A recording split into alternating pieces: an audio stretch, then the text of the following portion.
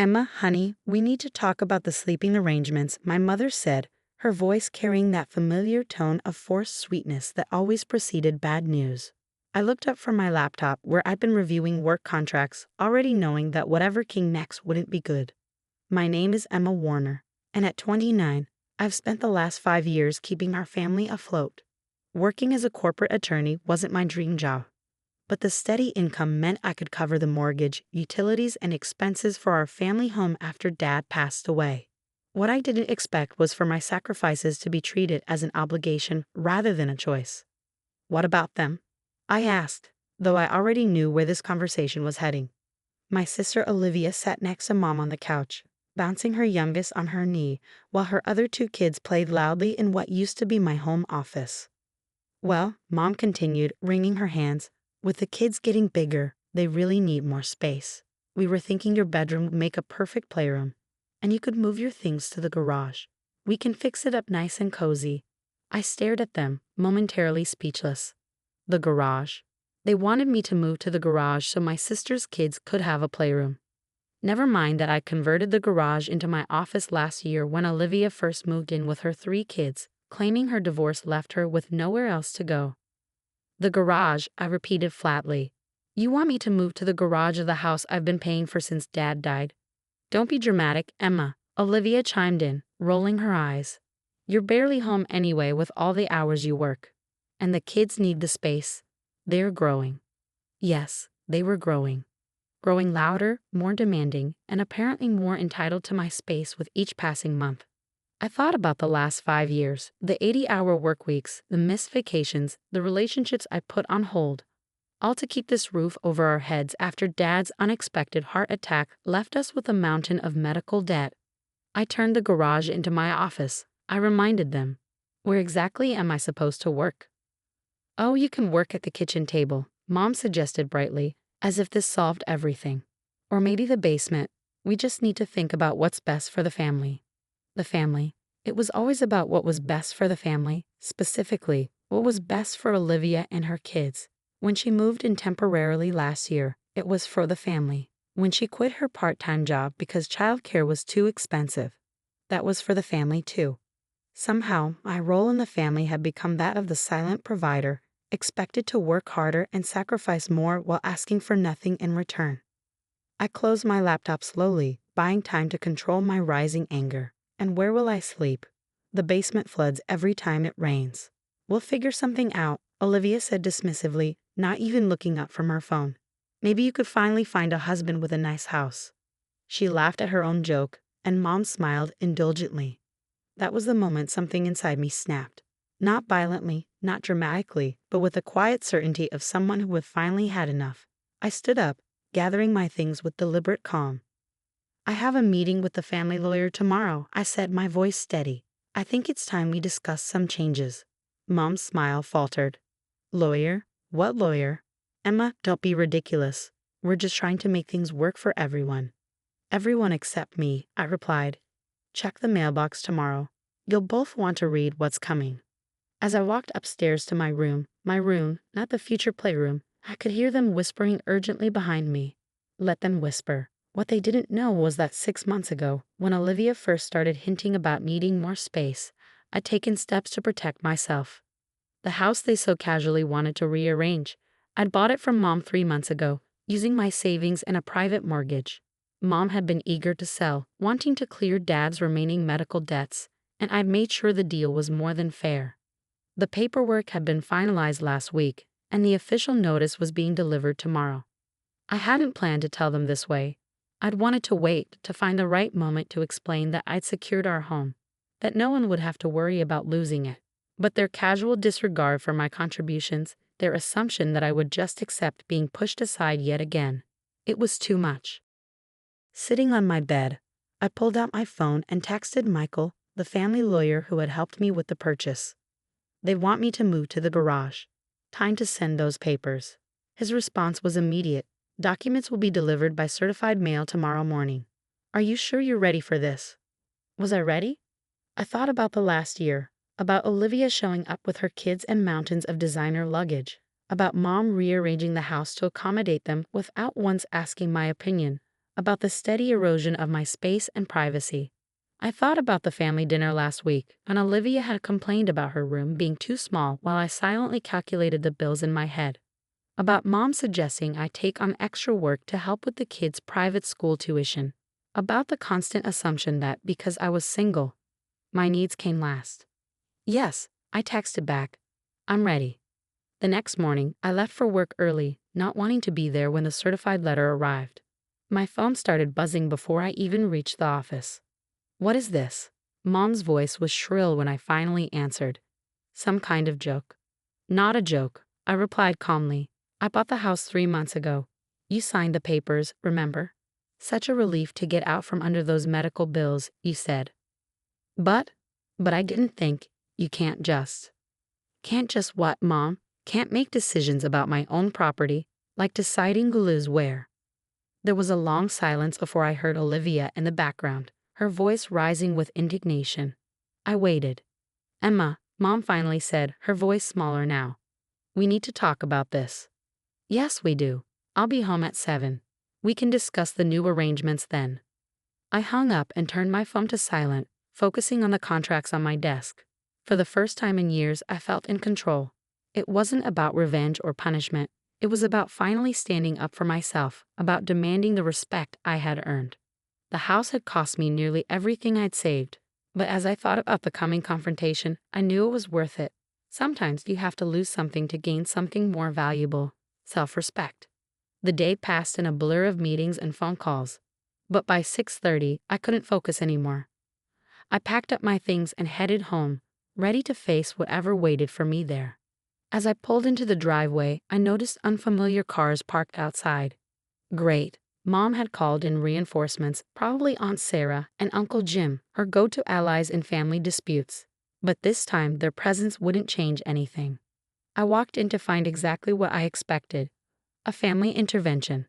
Mom, Olivia, Aunt Sarah, and Uncle Jim sat in the living room, their faces a mix of concern and disapproval. The kids were nowhere to be seen, probably sent to a neighbor's house for this family summit.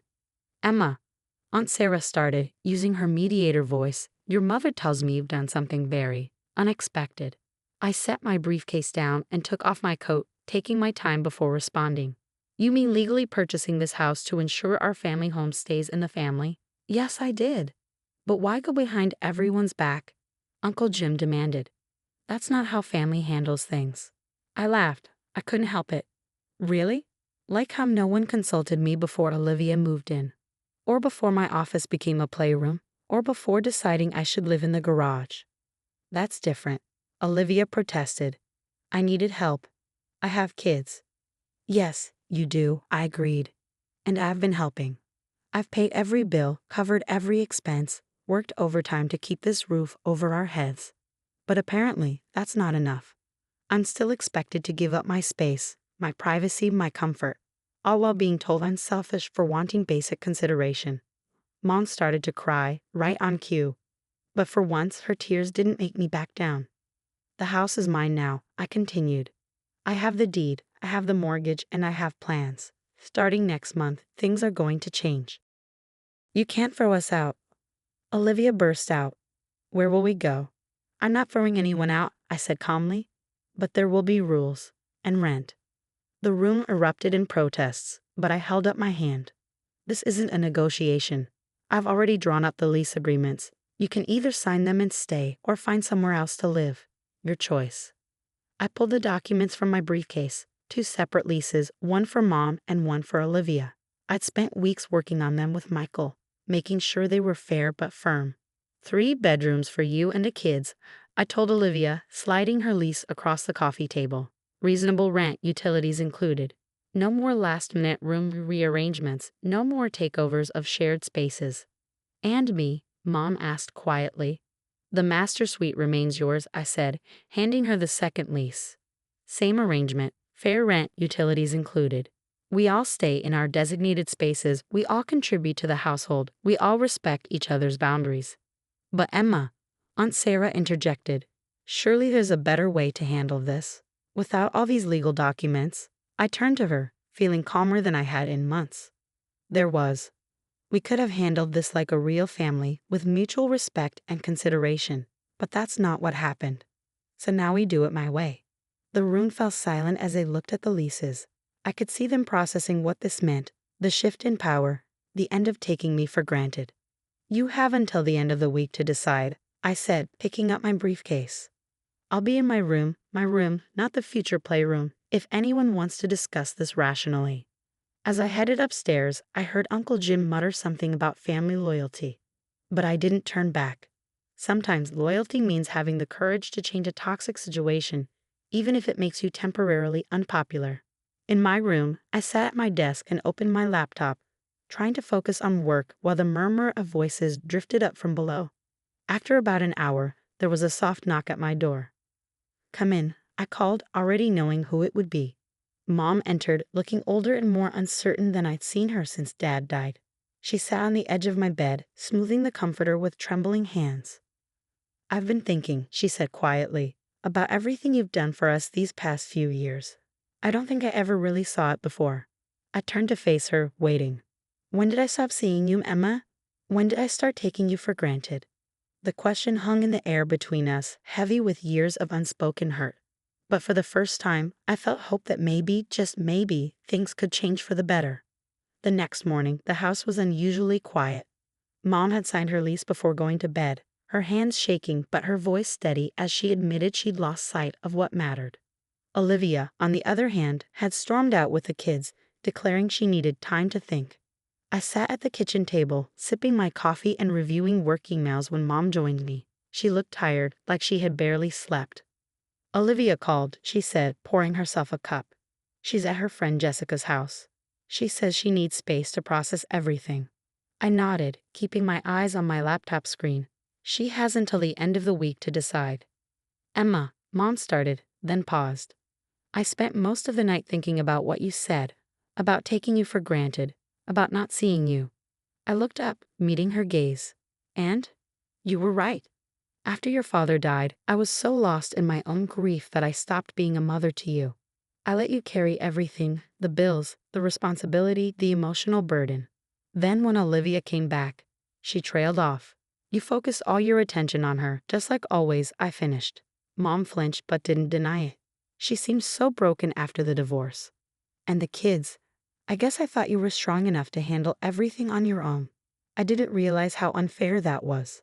Before I could respond, my phone buzzed with a text from Olivia. "This is cruel, and you know it. Mom needs me here. The kids need stability." I showed the message to Mom, who sighed heavily. "She still doesn't get it, does she?" "No," I replied, typing out a response. "The house is stable. The terms are fair. Your choice." The rest of the week passed in a strange limbo. Olivia came by each day to collect more clothes or toys for the kids, each time making pointed comments about family loyalty and my selfishness. But I noticed she was also slowly packing up their things, preparing for whatever decision she would make. On Thursday evening, 2 days before the deadline, she finally asked to talk. We sat in the living room, the space between us heavy with unspoken words. "I can't afford the rent," she said finally. "Not on my salary." "You don't have a salary," I pointed out. "You quit your job." She flushed. "Because childcare was too expensive. And now you live rent-free while I work overtime to support everyone. How is that fair?" "It's not about fair," she snapped. "It's about family, about helping each other." I leaned forward, meeting her eyes. "You're right. It is about family, about respecting each other, supporting each other, not taking advantage. I've helped for years, Olivia. I've given everything I have. But it can't be one-sided anymore." She looked away, tears forming in her eyes. "So what am I supposed to do?" "Sign a lease. Get a job. There's an opening in my firm's HR department. I already talked to them about you. The salary would cover your rent and expenses, and they have on-site childcare." Her head snapped up. You found me a job." "I found you an opportunity," I corrected. "What you do with it is up to you." She was quiet for a long time, fidgeting with the hem of her shirt. Finally, she spoke in a small voice that reminded me of when we were kids. "I'm scared, Emma. I'm scared of failing, of not being enough." For the first time in years, I saw my sister instead of just her demands. "I know, but you're not alone.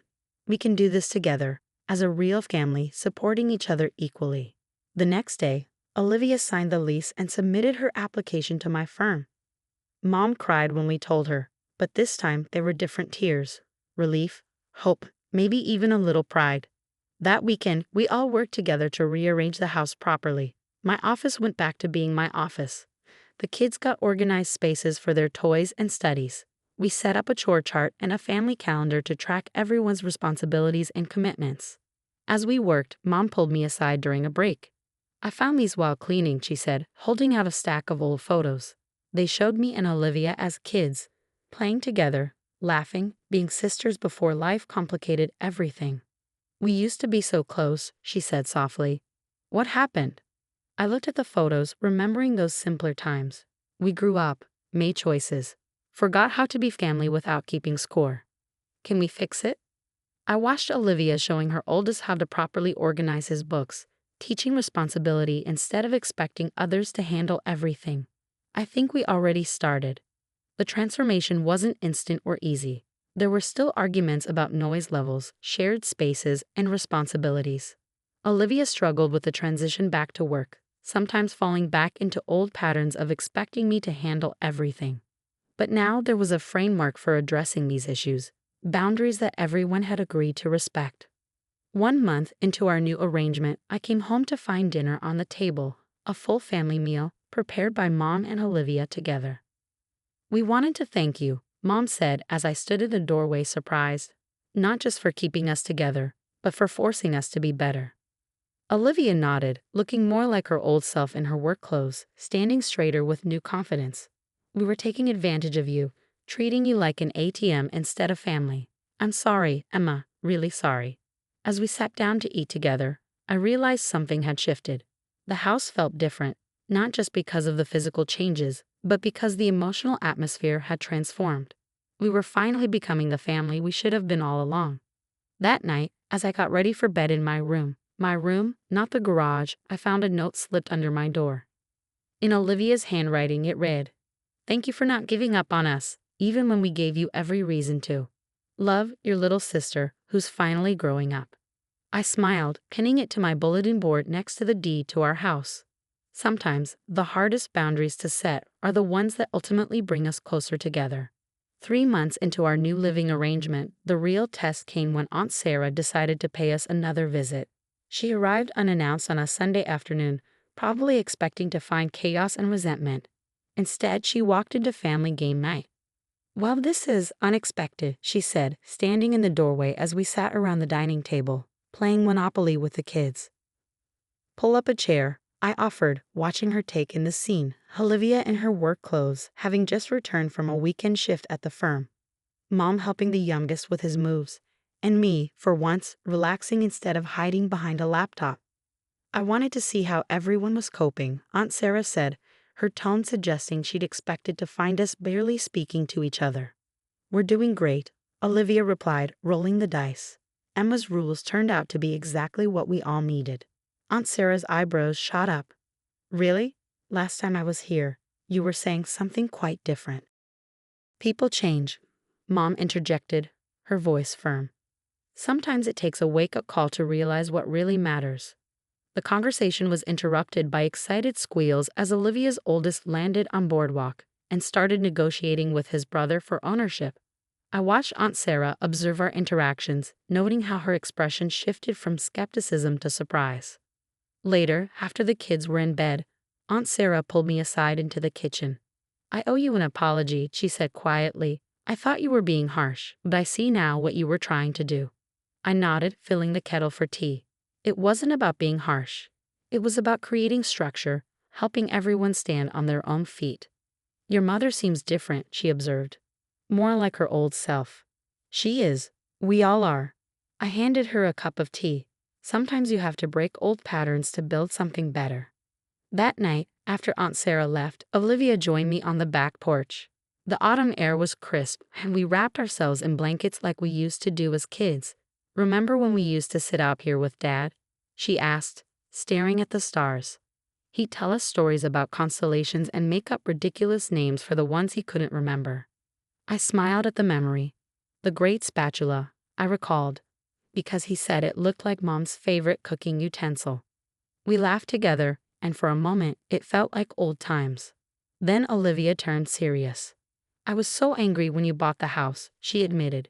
Not just because of the rules, but because it felt like you were trying to control everything. But now I see you were just trying to save us, from ourselves, from our worst habits. I never wanted control, I said softly. I just wanted respect, recognition, to not be taken for granted. She reached over and squeezed my hand. You got it. All of it. You know what Jessica said to me the other day? She said I'm like a different person now.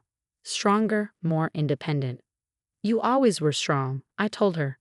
You just got comfortable letting others carry your weight. The next morning, I found Mom in the kitchen before work, making breakfast for everyone. Something she'd started doing regularly since our new arrangement began. Aunt Sarah called, she said, flipping pancakes. She's been telling everyone about our miraculous transformation. Apparently, we're the talk of the family. I rolled my eyes, grabbing a coffee mug. Of course we are. But you know what's really miraculous? Mom continued, her voice softening. Watching both my daughters become the women I always hoped you'd be. Strong, independent, supporting each other instead of competing.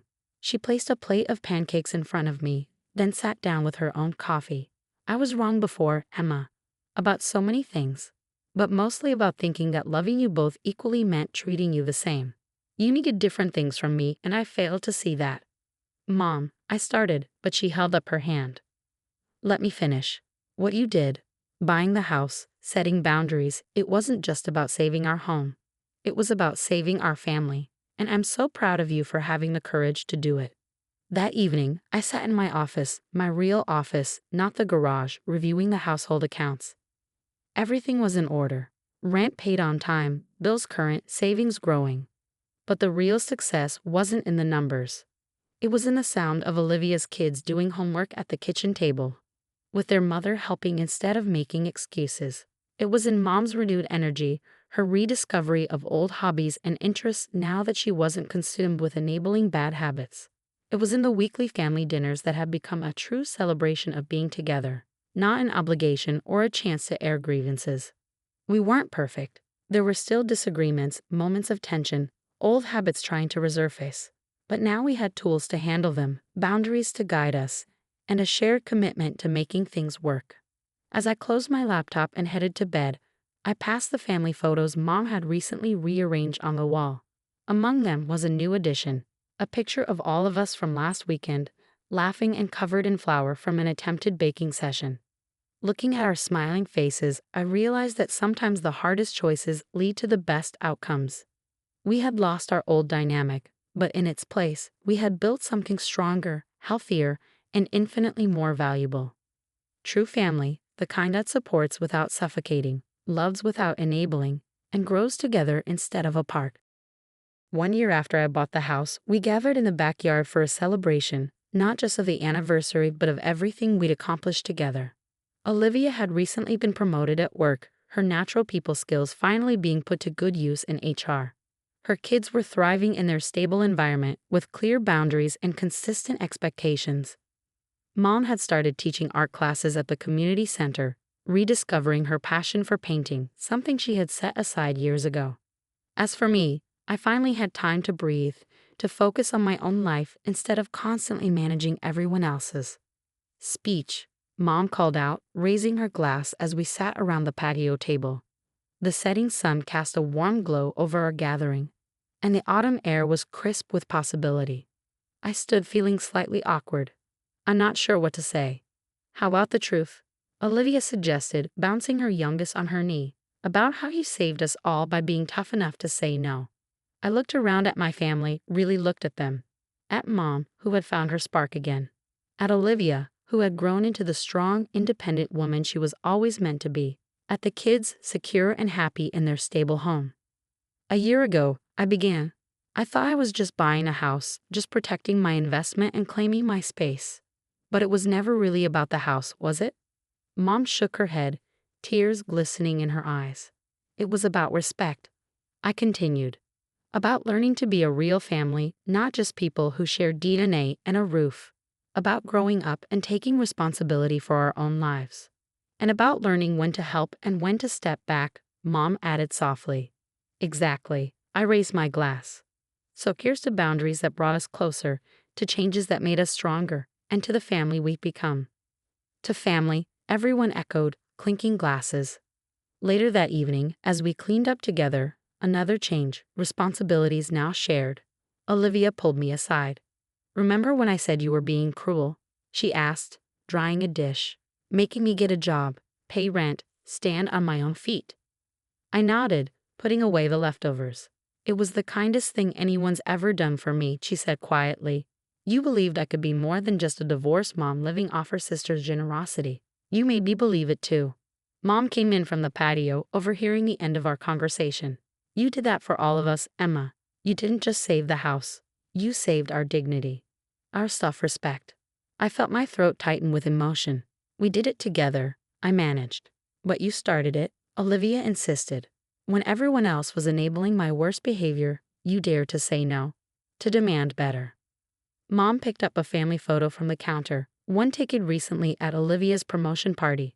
"Look at us now," she said. "Who would have thought being told to pay rent would lead to all this?" We laughed together, the sound echoing through the kitchen that had become the heart of our renewed family bond. That night, as I got ready for bed, I found an envelope slipped under my door.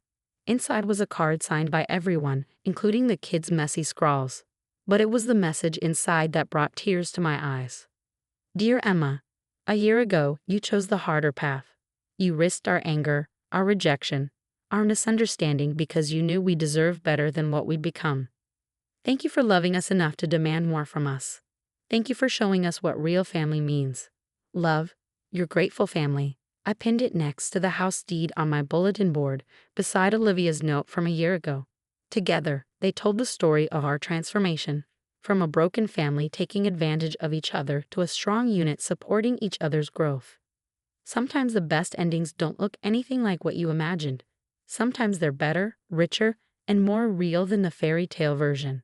Our story wasn't about a perfect family, but about imperfect people learning to love each other better, to support without enabling, to care without controlling.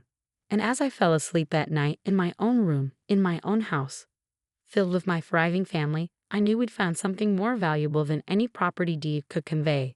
We'd found our way back to being a real family, stronger and closer than ever before.